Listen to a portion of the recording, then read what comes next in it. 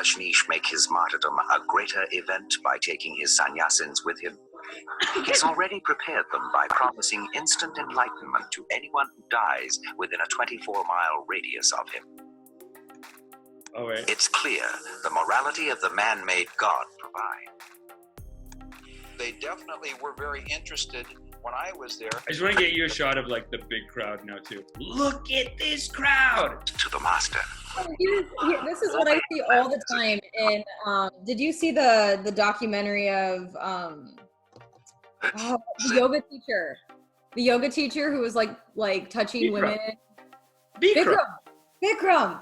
He's a pervert. Okay, so this is what I see a lot of the time with these like enlightened masters. Yeah. Like the ego still exists in these enlightened people because it's like they love this following. They love people praising them. They love the crowd, and it's like I don't know. It's like their own experience there, where they're. It's like, okay, they've reached this enlightened state, but you still have that ego. Like you're not going to get rid of it. Yeah, definitely. Now I'll say one thing, because we were saying on my other podcast that like, you know, if I'm more of a Bhagwan than a Bikram. Bikram is such a creep. You watch the Bhagwan documentary, and all of the women, like he's clearly sleeping with like so many of them. But they love him. Like it's not, there's no, I mean, I don't know, maybe there's other stuff now, but all the women in the documentary, there's one woman in the documentary, she's 90 and gorgeous still.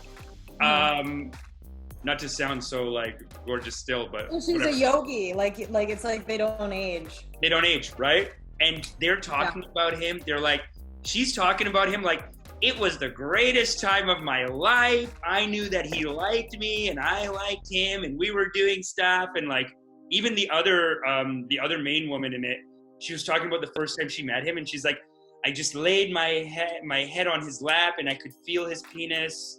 It felt so good on my face. Oh hell, if they liked it, then what's wrong with it? They like it. Yeah.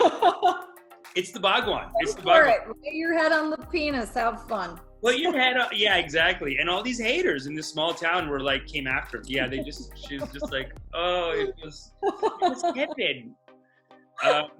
That's beautiful. Whereas Bikram was weird. Bikram was like getting mad at them and like pushing, like financially, like forcing them to do stuff. Did you think? Yeah, he was like yelling at them and swearing at them, calling them like pieces of shit. And it's just like, I would have stopped right there. I would have been like, fuck this yoga class. Like, who is this naked dude up front? Like, why are we doing this? You know, when he says, hey, Kathy, I don't like cold food and I don't like cold pussy. That's when you gotta go. Hey, let's go now. It's over, but people... Okay, is it safe to say that most of those people were what? I feel like Mexicans would have been like, what the fuck, dude? Like, what are you doing? Look, you say that, but Bikram is banned from America, banned from everywhere. The only place he can get play is in South America and in Spain now. I think he's in Spain full time. Crazy. Hey, they're everywhere. Crazy.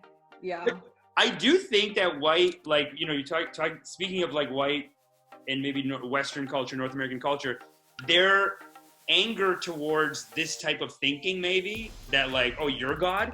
Like, what blasphemy to call yourself God. That mentality, and also even just the general, over here I find that people are very hesitant to spirituality, even when they are not into like, like even when they're not into Jesus or God or whatever, they're still very like what do you, light beings? Like crystals? And most important of all, I want you to remember, Bhagwan loves you! Bhagwan loves you!